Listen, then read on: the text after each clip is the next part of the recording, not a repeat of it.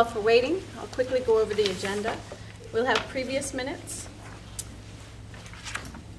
We will nominate candidates for BOCES Board of Education. We'll have student and school presentations, parent groups, open to the public, 3 minutes per speaker. I want to take a quick moment just to clarify a little bit about our open to the public. Each person will have an opportunity to speak for 3 minutes. We've gotten a bit off task, and we've been, some people are using more minutes, and while I don't find that that's a problem, we can't continue to have the interchange. So everybody will have 3 minutes to make their statement. They may or may not receive a comment from the board, and then we'll move forward. We'll then have our superintendent's report, our correspondence and board comments. We'll have our personnel agenda, consent agenda. We do have an addendum to the agenda. We'll have a second executive session, and we will then adjourn the meeting.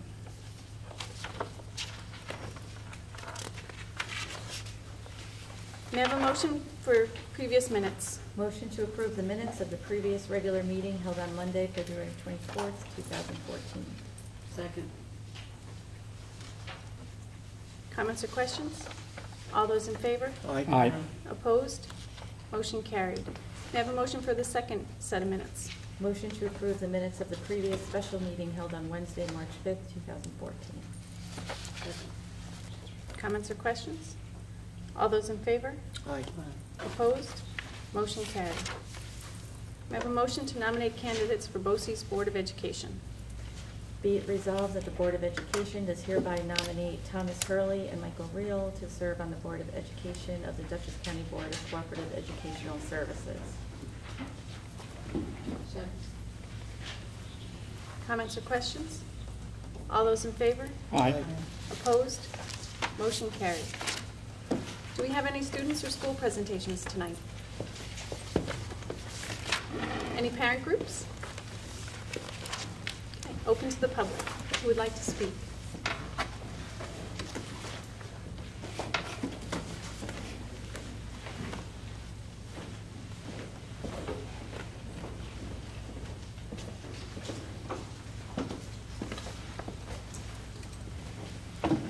Good evening. Dan Starr, resident, taxpayer. I have 2 quick points, or 2 questions, I guess. One is, most recently in the NYSET United newspaper, it has addressed it. It brought up issues about sit and stare issues about that have to do with the assessment test. And I know that we are rapidly approaching the our assessment test within the next few weeks here in the district. And my question is, what is our policy towards our children that these parents choose to have their children not participate in the state assessment test? What will those children be doing during that time?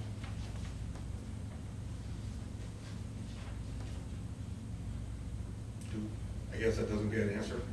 I'm Okay. sorry, Jen. Just like I had explained when running through the agenda, we're going to try to get away from answering questions on the spot in that way, because at times maybe those answers need greater thought. So if you'd like to state your questions, we will definitely have answers for you, and we'll report on those in the next board meeting, or you can come in and make an appointment. That's fine, Melissa, but it's, we're talking about an open forum and people being able to talk at an open forum. And questions like that where they're coming up, and I'm not sure if the next meeting falls on, before or after the tests take place, but a policy like that is something that is generated by the Board of Education. That's something you should know, and that's something that should be able to be discussed tonight in an open meeting. Okay, by not being able to do that, then shame on you as a board. Okay, these are policy questions that, as president of the board, as board members, as a superintendent of schools, should know this information tonight and be able to answer that question tonight. Not tell me, wait 2 weeks. The public, the parents, the children who attend this school and the other elementary schools and the middle school. They deserve an answer, and they deserve that answer tonight. Not in 2 weeks, not just to me by personal communication, but they deserve that answer tonight. And if you're not willing to do that, then I suggest that you no longer be part of the board. Okay, and if the board is going to take this position, I will make it a personal mission to make sure that people are elected to the board that are willing to answer questions, of valid questions about policy of the district. Because if you're not willing to answer questions of policy and do your job and be able to present it to the board or present it to the public, then you do not deserve to sit in those seats.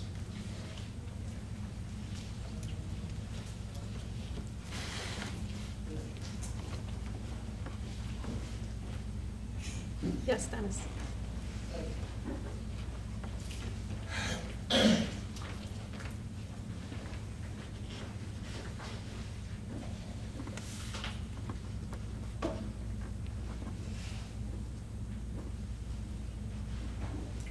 Dennis Pavlov, Beacon resident.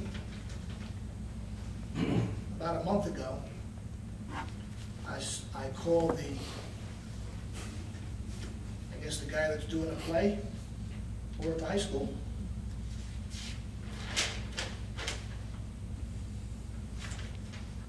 Put an ad in the playbook, put some book out. And I left not one message, but 2 messages. To put an ad in there, as well as other friends of mine who wanted to advertise what they wanted to advertise. He told me he doesn't answer his cell phone. That's what he said to me. Doesn't answer his cell phone. So I went there in person. He says to me, give me this form and have it in by March 10th. What's today's date? There you are. I didn't like his attitude, and I really didn't care for him either.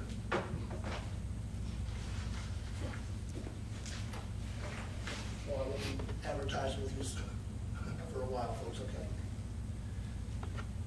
What I did do a couple of weeks ago, I went and attended Our Lady of Lourdes Common Core Standard meeting with Greg Ball, Senator Greg Ball, at Our Lady of Lourdes High School. He had a special guest that night, Peg Luxick, teacher for over 35 years and an assistant to President Reagan. And this is what she said in that forum with the standing ovation. She said, let's stop the poison, free your teachers to teach, allow your children to learn, tell the federal government we do not need education by bureaucracy, go home. And it is beyond belief that I also got more misinformation on my part, that our governor appointed a panel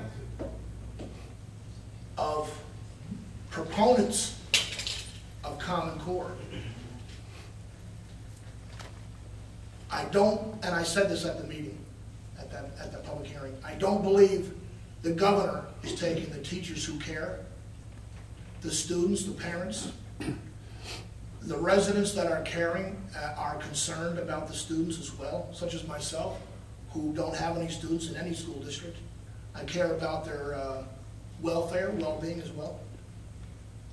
That he would try to say that you could fix or tweak Common Core. You can't do that. You can't dilute cyanide. It's going to kill you one way or the other. That's what Peg Luxick said at the meeting. It's suicide. Cyanide. Cyanide education, that's what she called it. But we have it here in the city of Beacon Schools. I've said it once, I'll say it again. For $176,000 for Common Core, for the software for Common Core, we can have that. But yet I say, and I'll say it again, we're looking at dollar signs in our students' eyes and on our students' foreheads every time they walk through these doors of school. That's my opinion. That's what I see happening. That we're following a program that really, I don't know if any of our educators on this board are questioning. Can I know if anybody on this board questioned Common Core? And what it's doing physically to our students? Thank you for your time. See you in 2 weeks, folks.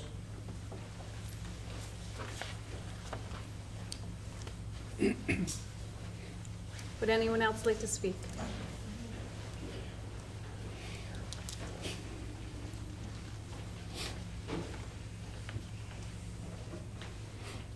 I'm Kenya Gadsden. I just wanted to check in with Dr. Dory to find out if the grant opportunity is available yet for the possibility of the district to work with the middle school to do the payment in the back. So we're now in March. I know you said like April, May, but I guess you'll get back to me with the answer. I just wanted to throw it out there. And then I was at, I think it was one of the board meetings or at one of the schools, and at one of the elementary schools, they have the 7 habits has been incorporated into their program. And the principal, I believe, was expressing that it has been very effective at the school. And I don't know, when my son went to school, I don't think he had the 7 habits, so it must be something new to the district within the last 2-3 years. But has anyone thought about incorporating into all of the elementary schools? So that's just my question. Is there any thought going into whether or not it can happen at all the elementary schools? Thank you. Thank you.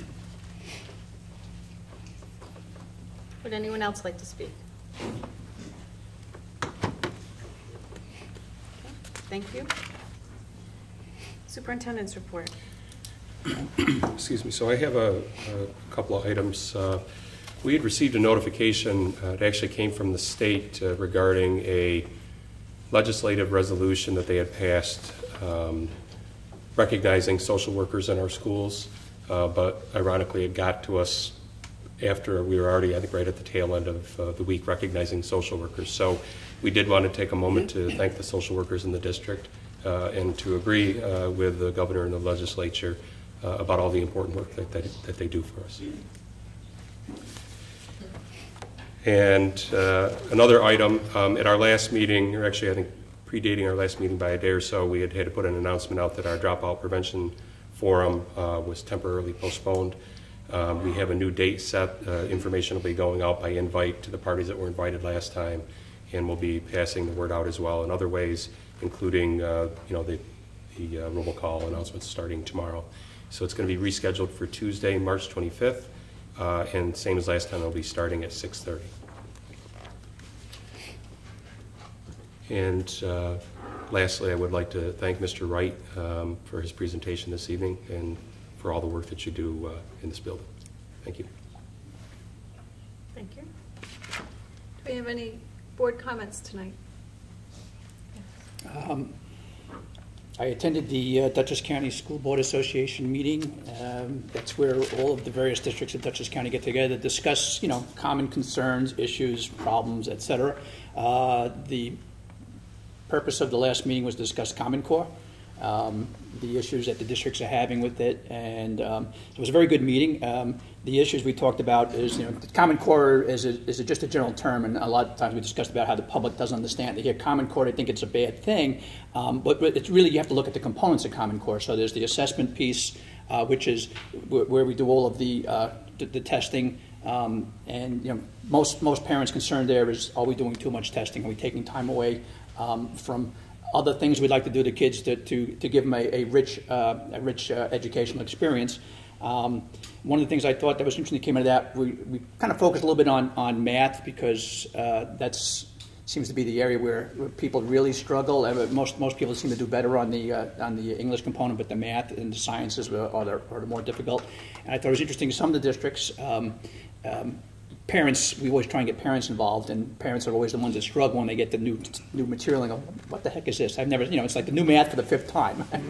So districts have different ways of dealing with that. Sometimes they have meetings where parents come in and they try and educate the parents on that, and that it's all well and good. Unfortunately, most districts find that the same parents come to that, they come to everything else, and nobody else does. Another thing I thought was useful, where a lot of districts, their textbooks are online, and the parents can actually go to the textbook online. So it's the kind of thing, it's where you can just, your kid has problems with the homework, you can quick go online, look at the textbook, and especially in the elementary grades, the parents are a lot easier to pick it up. We don't expect when it gets to calculus that most parents are going to be able to just, go right to the section and read it. But so that, since we talked about those kind of ideas, that was good. In terms of a question came up about opting out of like the No Child Left Behind provision, because a couple of districts in the county have done that, and the rest of the districts, if you say, look, you're giving us, you opted out, and it makes it look the rest of us look bad because everyone wants us to opt out too. And we discussed that a little bit as to why districts opted out. All the districts that have opted out get very little money from the No Child Left Behind. They can afford to opt out. So it's like Spack and Kill, which is a much more well-off district than we are. And they get like $30,000 or something, and I forget the other district. But they made that decision based purely on economics. They could afford to do that. The other districts that have looked at it said we can't afford that. I mean, in order for us to lose that money, most of it's going for things such as training the teachers on practice and everything. We'd probably want to train them in anyway, so it's good. It's a good use of that money. By giving it up, you'd have to either not train teachers on things you want to train them on, or you'd have to raise your taxes by a half percentage point or a percentage point, which under the caps that we have is very difficult to do. So pretty much we wanted to get a better understanding why districts did opt out, and it was never for pedagogical reasons. It was always for because they could afford to. The other thing we did talk about came up was testing, and what are people doing about the testing, and what happens when if are people finding a lot of parents having their kids opt out. And one of the things we're waiting for is that the state has claimed they're going to give us some advice on what to do in that circumstance, and it hadn't come yet as of that meeting. Pretty much the rule is you're not allowed to opt out. I mean, that's there is no official opt out. So so it really comes down to what do you do with those kids who haven't, whose parents said, I don't want my kid taking the test. You can't force them to take a test. Different districts we talked about different things. Nobody has a good answer for that yet because we're still waiting for some advice from the state on what to do in that circumstance. That's I can probably expand on that a little bit. Yep. I was recently at a conference in Albany where the commissioner spoke, and he was asked in several different ways about that question. And the position of the state ed department has not changed. There is no official opt-out. And what they'll say to you is that it's all at the local level, but there is no official mechanism for families to opt out. And straight out of the commissioner's mouth, they talked about that you should stress the fact to the families or whoever's posing the question that whereas the district doesn't have an official means to let students opt out, there are impacts to the district or to a principal or to the teacher if those students' grades are not included in the total along with all the others. So there is a sheet that we put together on a case-by-case basis. If a teacher raises a concern, typically the administrator is speaking to them, and sort of includes a little bit of guidance from myself, from Mr. Hilberg, a statement that he put together last year that was pretty much on point, and then also some language straight out of the state ed website. So if a parent has a concern about that, I guess we would have to reiterate what the commissioner is saying. There is no official opt-out. There is no mechanism for us to do that, and it does have an impact here locally if that does happen. Any other comments? Thank you. May I have a motion for the personnel agenda? Motion to approve the personnel agenda items A through F as attached. Second. Comments or questions? All those in favor? Aye. Opposed? Motion carried. I have a motion to approve the consent agenda. Motion to approve consent agenda items 13.02 through 13.06. Second. Comments or questions? All those in favor? Aye. Opposed? Motion carried. I have a motion for Resolution 031014B. Motion to approve Resolution 031014B as listed on the agenda. Second. Comments or questions? All those in favor? Aye. Opposed? Motion carried.